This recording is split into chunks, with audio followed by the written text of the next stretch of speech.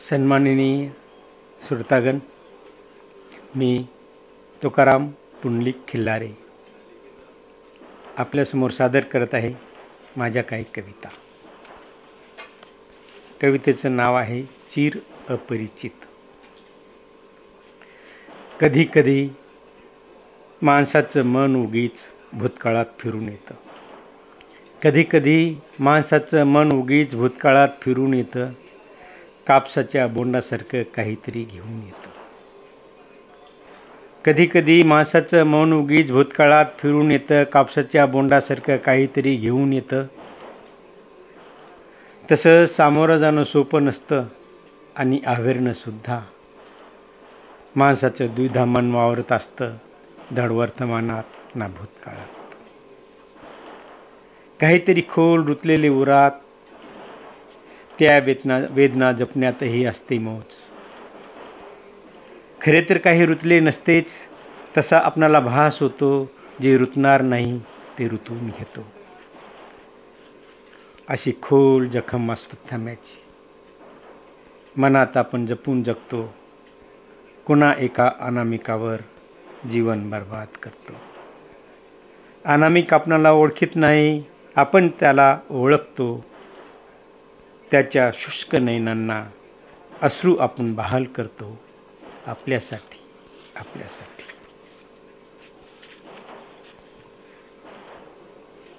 दुसरी कविता चितपट ही पावसावर आधारित आहे. कधी पाऊस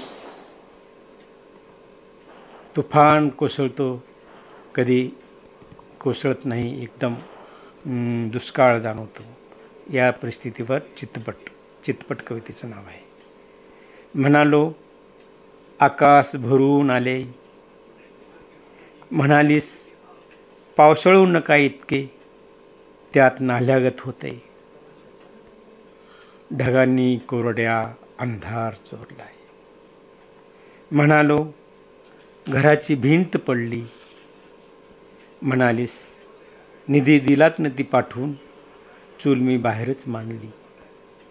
सांगू का केव्हाच ती वाहून गेली.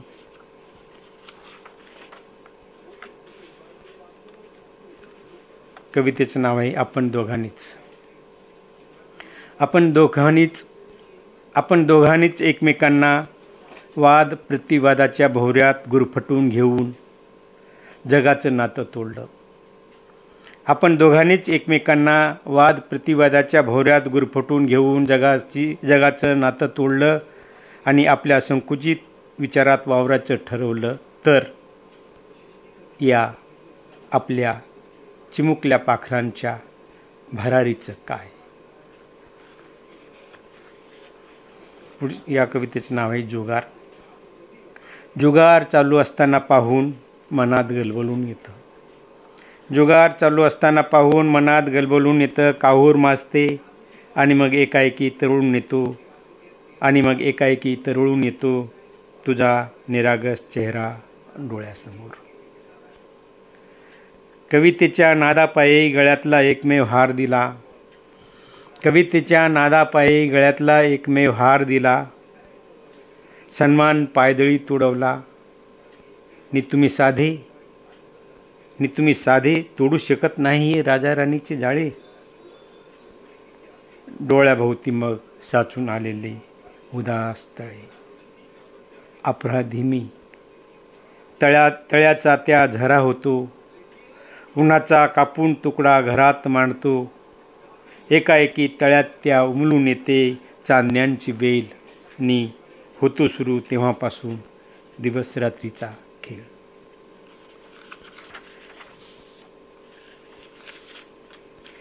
मी तर सदाफुलीचे झाड एक खुडून आणले.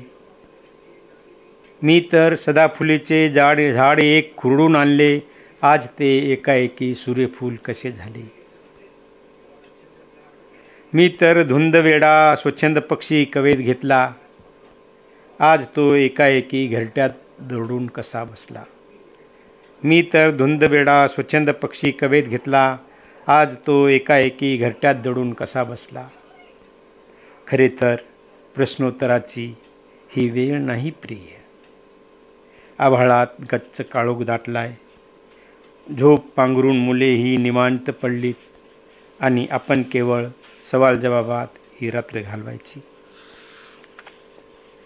तरीही वाटते